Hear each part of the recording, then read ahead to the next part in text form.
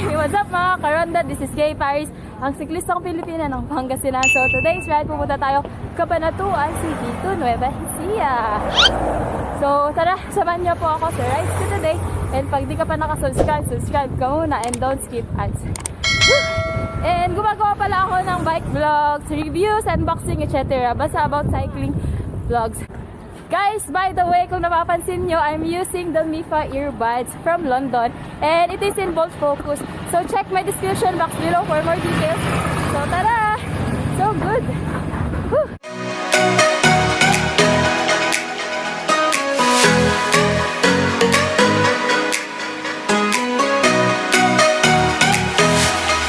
Bridal shower. This is the peak, guys. Nandito kami ngayon.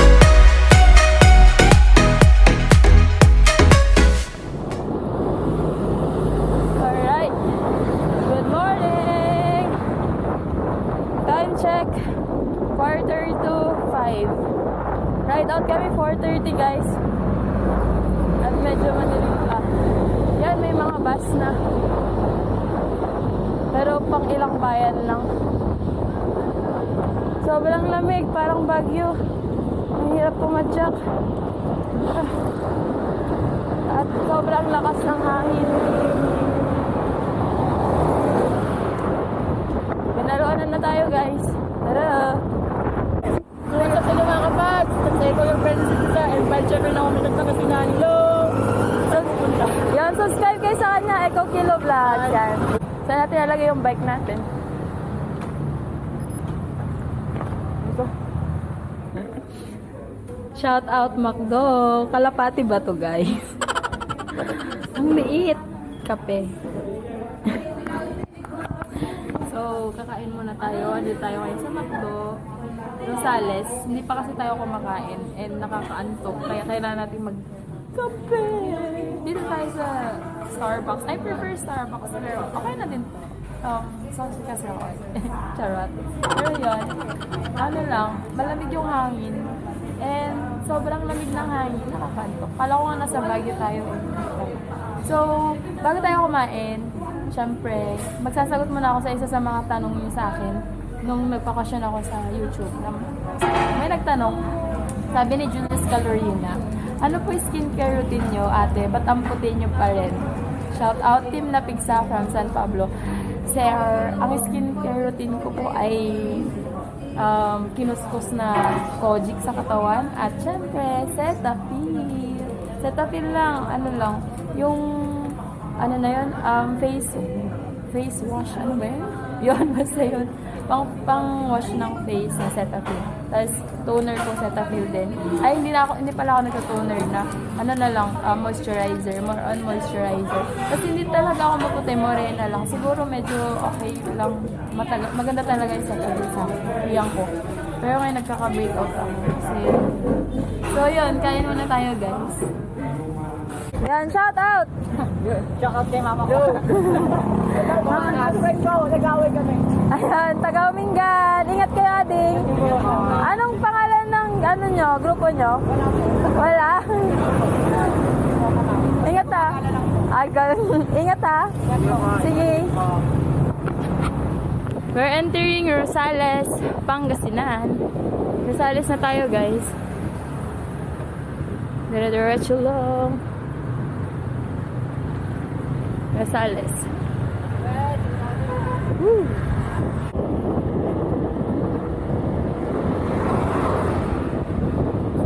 Morning! So, mag-Q&A ulit tayo habang nag-ride sa bundang kuya po. So, nagtanong si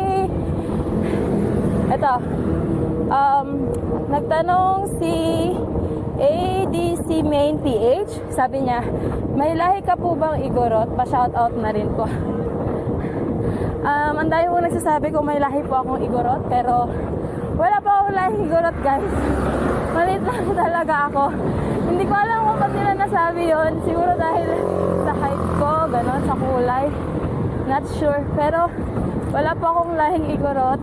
Pero nag-aaral ako sa Baguio, sa University of Baguio.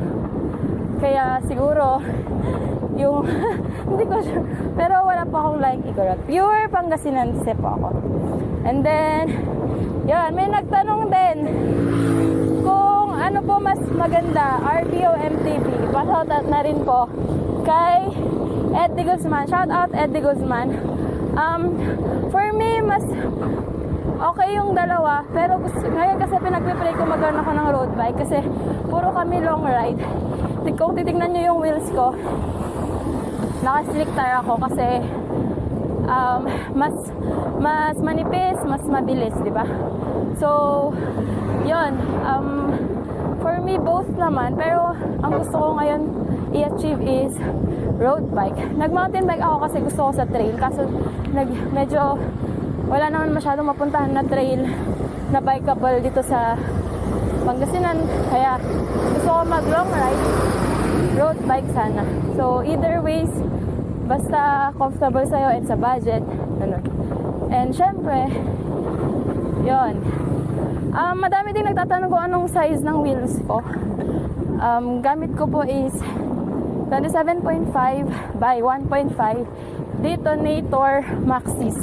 So, Detonator yung aking wheels. Brand ng wheels ko, Maxis. So, yun po.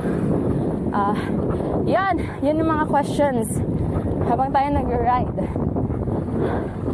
And sige, next question is, sabi ni Manu M, pang-akyat ng bundok tulad ng Baguio, MTB or lightweight climbing road bike?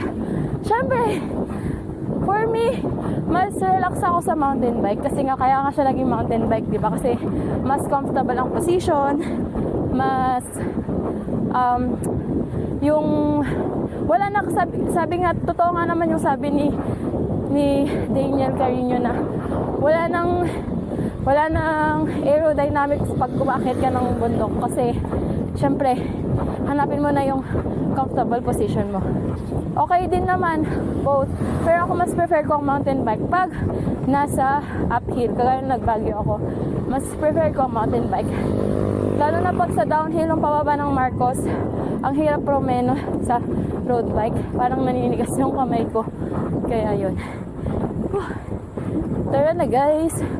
And pero pala pag sa road bike kasi, mas malaki yung sprocket niya sa harap. Mas nahihirapan akong umahon sa road bike.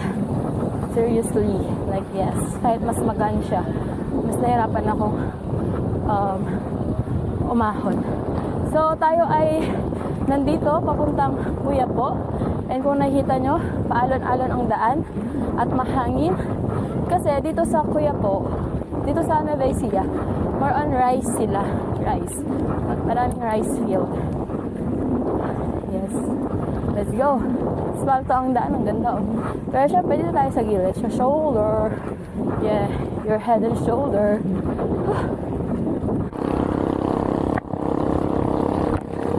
Guys, NUEVA ECIJA na tayo. Wow. NUEVA ECIJA, Pangasinan Road.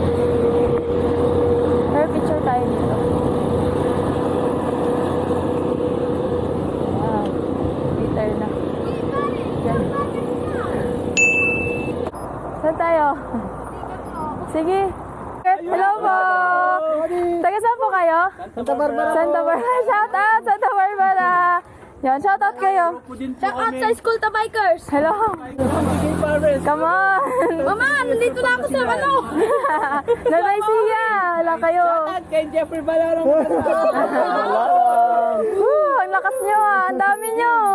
So, nandito na tayo sa way papuntang Kuyapo. 16 kilometers. From Rosales. NUEVA ECIJA. NUEVA ECIJA.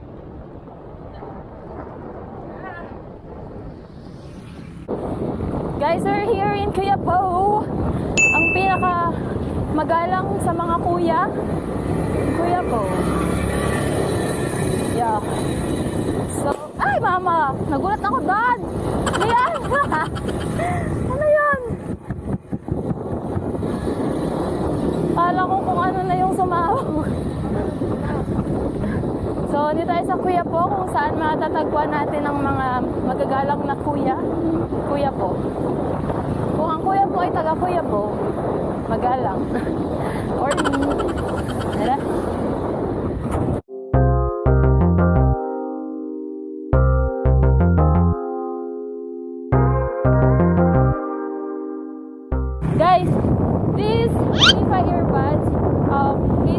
focus.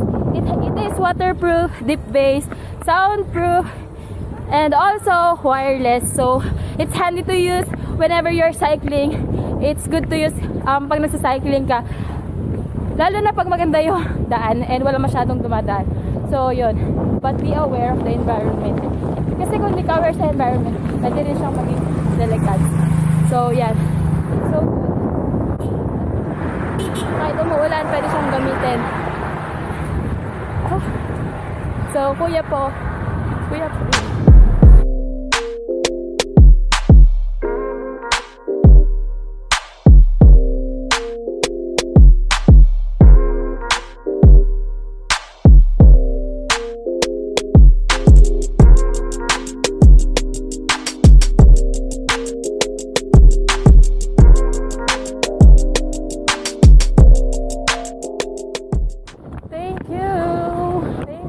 Thank you so much.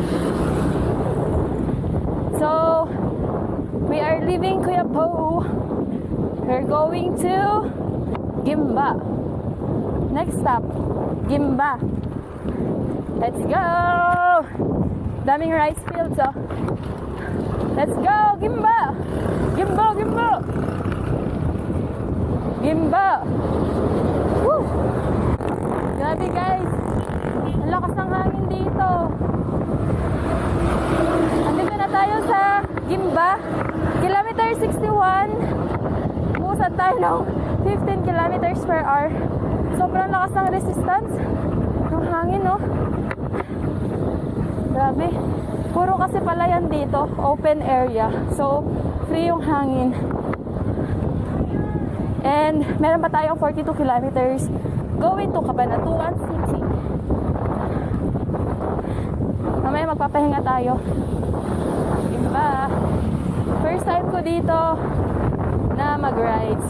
So guys, mag-answer tayo ng Q&A habang tayo ay nagme-merienda. So, kay Mark Steven Pura, sabi niya, may balak po ba kayong makikolab sa ibang vloggers like Ira Lopez? Meron po. Soon, pag may chance, di ba? Why not? Yun. So, ano lang, vlog lang. Vlog lang, kahit sino naman, bike vloggers, kahit na big time na maraming subscribers or small time na konting subscribers. Okay lang, basta willing naman yun. So, yun po. Tapos, may nagtanong pa, love mo ba kaming mga sumusuporta sa'yo? Sabi ni Fredel May Nilo. Siyempre naman, love na love ko kayo, diba? And kayo yung inspiration ko, kayo yung lakas ko kung ba't ako nag-vlog. May times na ayoko nang mag-vlog kasi parang pili ko, wala namang may gusto ng vlogs ko, ganun. Pero, syempre, diba, na-inspire pa rin ako mag-continue on vlogging. Because of you guys, mga KaRonda ko dyan. What's up? So, yun, pag lumaki-laki na tayo, syempre, I hope na mamit ko kayong lahat. So, yun, help me grow my channel. And lastly, paano nyo po nababalance yung sports, work, at personal things? Any tips and advice? Pa-shoutout na rin po. Shoutout kay G Ride. So, every month, kasi working ako as a physical therapist sa LGU, local government unit. So, Monday to Friday, kasi government nga siya, nag-work ako doon, 8 to 5 p.m. ganyan. Tapos Saturday, Sunday, doon po ako nagbabike. Every weekend lang. Kasi diba, balance lang dapat. Hindi ko kasi ganong, alam mo yun, hindi ko focus masyado yung cycling. Dapat balance lang sa life. Siyempre, adulting, kailangan natin mag-ipon, ganon. Hindi naman tayo competitive na cyclist. We do bike vlogs for fun, for travel, for leisure, ganyan. So, balance lang and super balance lang kasi para ma-detoxify din tayo, ma-distress. Kaya yon, nagbabike vlog din ako. And syempre time management. Hindi ka naman siguro magre-ride ng Saturday na hanggang gabi, 'di ba? Dapat titignan mo pa rin yung oras mo. And pag Sunday naman, usually madalang ako mag-ride ng Sunday kasi rest day, church day, para kay Lord na din naman yun. Syempre, we work 6 days a week, ganyan. Tapos yung Sunday, bigyan mo na kay Lord, di ba? And yun po, family day, rest day, gala day, ganyan yung Sunday ko. So, dapat balance lang lagi in life. Huwag masyadong tip ko lang, huwag masyadong bike ng bike, lalo na kung wala namang sasalihang event, ganon. Kasi syempre, kailangan din natin maging balance sa family. Minsan, di ba, nakakalimutan mo na yung family mo, bike ka ng bike. Or sa work mo, ganun, hindi ka na pala excellent sa work mo. So, yun. Let's go balance. So, papahinga lang tayo ng konti and meron pa tayong mga 38 kilometers going to Cabanatuan, Nueva Ecija. Dito tayo sa Gimba. Sa tindahan ni Aling Nene. Let's go! Grabe, sobrang hangin dito. Feeling ko may windmill. Windmill. Oh, invisible windmill. I know windmill. Oh. So many trucks here. You stay at the side. Don't go anywhere. Yan. So we go at the side only. We will dire-diretso na. Ay, ito. Yan. So napakalakas ng hangin dito sa Nueva Ecija dahil may invisible windmill. Invisible electric fan ma there. Woo! Let's go, let's go!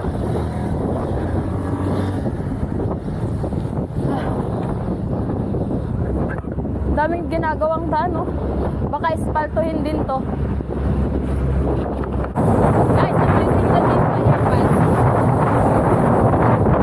So handy, so small, but it's a great earbuds for all of us. Kasi diba, we Filipinos are fan of earbuds. So this is a good buy talaga. Yeah. So I will be using this. Wala masyadong sasakyan na sa dito.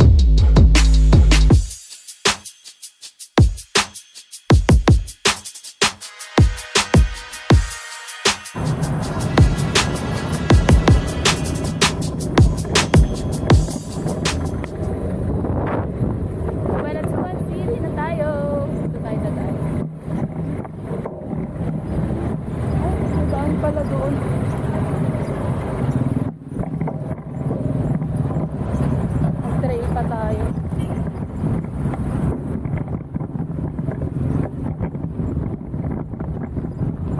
Let's go. Guys, kabalatuan na po tayo. And magla-lunch lang kami doon kina ate. Sa pamangkin ko. Tapos mag-rest ng konti. Tapos mag-ride ulit mamaya. Tara. Grabe. 102 kilometers na. Pagod. Sakit na sa legs. Sobrang lakas ng hangin. Talaga yung expect ko. Parang may electric fan ako. NUEVA ECIJA. Sobrang lakas ng hangin. Hirap umusog. Yung bagal ko na nga.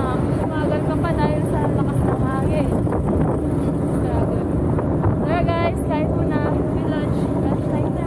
So, na eh. What's up mga KaRonda? So, nandito na kami sa Cabanatuan from Pangasinan. 106 kilometers ride. So, abangan nyo po yung part 2 ng vlog ko this day. And may kasama tayong bike vlogger from Cabanatuan. So, abangan nyo po yon. And yun po. And click the subscription box below din po for more updates and for the features ng MIFA earbuds from Bolt Focus Company. So, napakagandang earbuds to guys. And yan, super sulit din siya. So guys, check nyo na po yun. So, don't forget to like, share, comment, subscribe, and click the notification bell button for more updates ng videos ko po. God bless! Guys, ito yung pamangkin ko, si Miyako, na taga Cabanatuan, Tarlac, and Tarlac. Say hi! Hi. Say hi, vlog! Hi! Hi guys! Hello guys. I love you! Say subscribe! Subscribe! Hi. Say, like this, times up. Yeah! So, subscribe kayo sa channel ko, guys. And FYI po, overnight po ako dito. Kinang Mia! Yeah! Bye-bye! So, kiss, titties. Say bye-bye! Bye. See you again in my next vlog. Yeah! Bye. Bye. Take care.